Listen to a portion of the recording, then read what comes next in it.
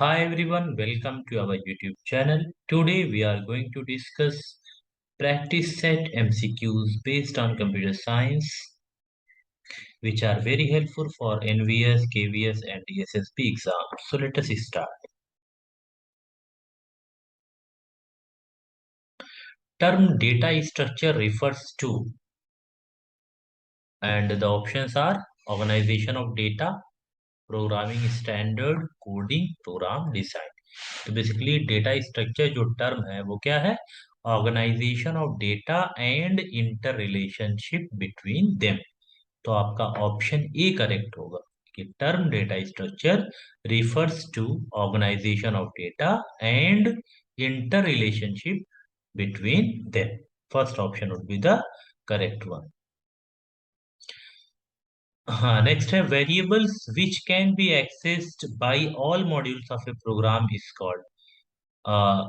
अगर एक particular programme है उसमें वो वेरिएबल्स जो कि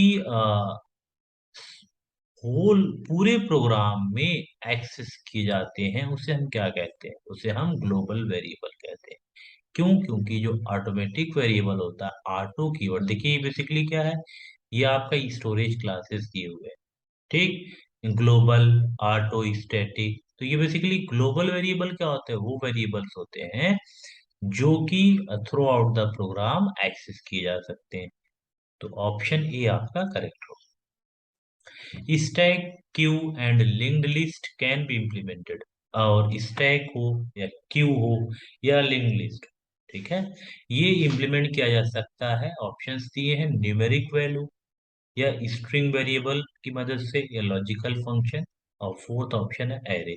तो बेसिकली ये सबको, चाहे स्टैक हो, स्टैक को भी हम एरे की मदद से इम्प्लीमेंट कर सकते हैं, क्यूज को भी हम एरे की मदद से इम्प्लीमेंट कर सकते हैं, और लिंक लिस्ट को भी हम एरे की मदद से इम्प्लीमेंट कर सकते हैं।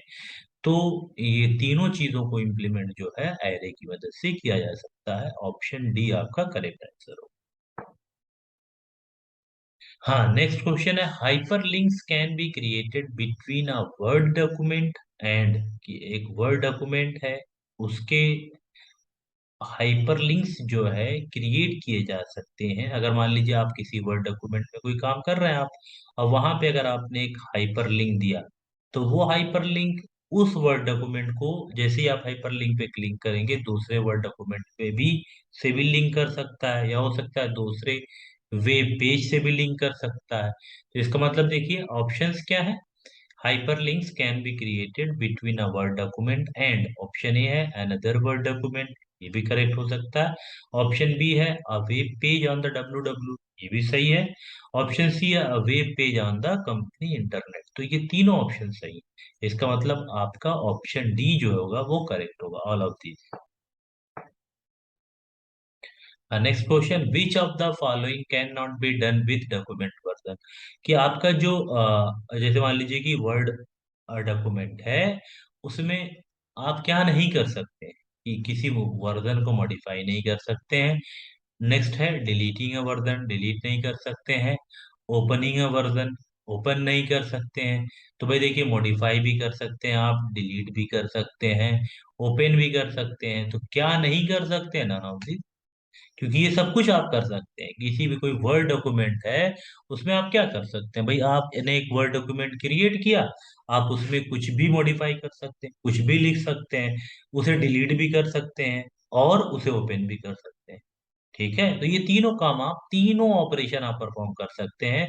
तो क्या नहीं कर सकते? नन ऑफ दीज, इसलिए ऑप्शन डी आपका करेक्ट होगा। ठीक है, अब नेक्स्ट क्वेश्चन है, देखिए when you drag selected text. अब मान लीजिए, देखिए क्या है, अगर आपने मान लीजिए एक वर्ड फाइल आप माइक्रोसॉफ्ट वर्ड पे ही है मान लीजिए, ठीक है, और आपने एक पर्टिकुलर टेक्स्ट को सिलेक्ट किया।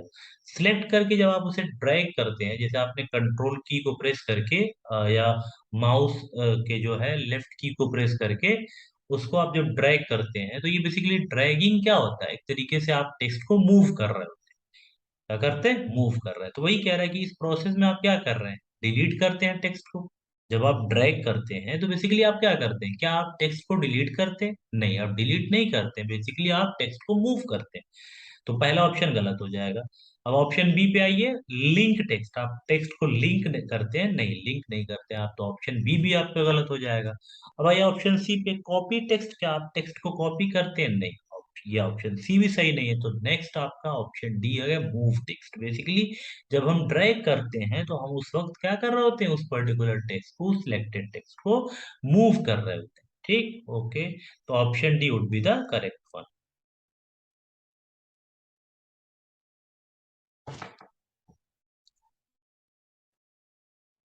हाँ, क्वेश्चन नंबर 7 क्या है, you can search in a word document. अगर एक वर्ड डॉक्यूमेंट है, मान लीजिए ये माइक्रोसॉफ्ट वर्ड है, ठीक है, तो वहां पे आप क्या कर सकते हैं, you can search in a word document, उसकी फॉर्मेटिंग सर्च कर सकते हैं, स्पेशल कैरेक्टर्स को सर्च कर सकते हैं, फ्रेजेस को सर्च कर सकते हैं, ऑल ऑफ दिस सब कुछ सर्च कर सकते हैं। ठीक है, तो एक वर्ड डॉक्यूमेंट में आप क्या कर सकते हैं, उसकी फॉर्मेटिंग को सर्च कर सकते हैं, स्पेशल कैरेक्टर्स को, फ्रेजेस को, ऑल ऑफ दिस, तो इसलिए ऑप्शन डी आपका क्या हो जाएगा, करेक्ट आंसर। ठीक, देखिए नेक्स्ट क्वेश्चन है, you can add a date to a document. एक डॉक्यूमेंट है, मान लीजिए माइक्रोसॉफ्ट वर्ड ही ले लेते हैं, माइक्रोसॉफ्ट वर्ड है, उसमें आप क्या कर सकते हैं, अगर आपको डेट ऐड करना है, ठीक है, तो बेसिकली आप क्या करेंगे, इंसर्ट और टेक्स्ट डेट, मान लीजिए कि आपने क्या किया कि जो वर्ड था डॉक्यूमेंट, वहां पे सब कुछ लिखा हुआ था, उसमें आपने एक टेक्स्ट लिख दिया, DATE।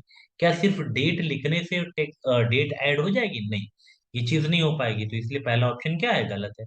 नेक्स्ट कह रहा है, inserting a date field that will update automatically. Yes, कि हम एक डेट फील्ड जो है इंसर्ट करें, जो कि ऑटोमेटिकली क्या होती रहे, अपडेट होती रहे, तो ये आपका ऑप्शन बी जो है वो करेक्ट है। अब सी देख लीजिए, टाइपिंग द डेट मैनुअली, आप हर बार डेट को मैनुअली टाइप करें, नहीं, ये भी पॉसिबल नहीं, इससे भी क्या है, हर बार आपको मैनुअली डेट को मॉडिफाई करना होगा, इसलिए आपका ऑप्शन बी जो है वो करेक्ट होगा।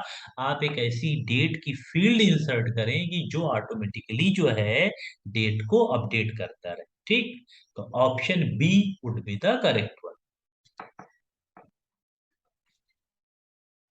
हाँ, question number 9, end key, option A है, move the cursor to the end of the line, it moves the, option B, it moves the cursor to the end of the document, moves the cursor to the end of the paragraph, option D है, move the cursor to the end of the screen. तो end की press करने पे क्या operation perform होता है, end की moves the cursor to the end of the line. End of the line, आप किसी वर्ड डॉक्यूमेंट में है या किसी पर्टिकुलर डॉक्यूमेंट में है, अगर आपने एंड की प्रेस किया तो आप क्या करेंगे, उस कर्सर को जो है बेसिकली आप क्या कर रहे हैं, मूव कर रहे हैं एंड ऑफ द लाइन पे। इसका एग्जांपल आप देख सकते हैं।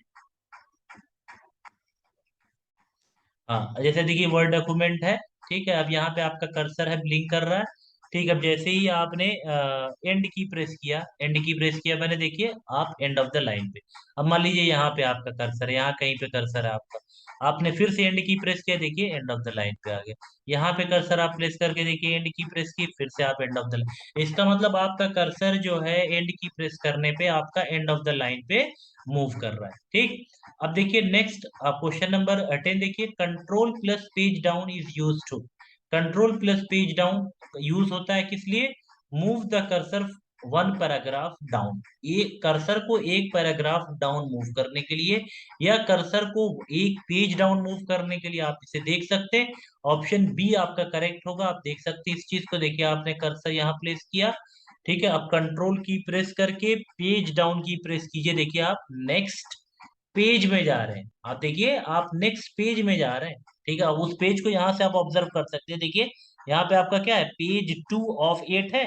अब देखिए फिर से एक बार कंट्रोल की प्लस पेज डाउन प्रेस करेंगे, देखिए आप कहाँ पहुंच गए, देखिए यहाँ पे पेज 3 में पहुंच गए। इसका मतलब क्या है, इसका मतलब ये है कि आपका कंट्रोल को प्रेस करके अगर आप पेज डाउन की को प्रेस करते हैं तो आपका कर्सर जो है वन पेज डाउन, एक पेज डाउन मूव करता है। और watching, please like share and subscribe our channel.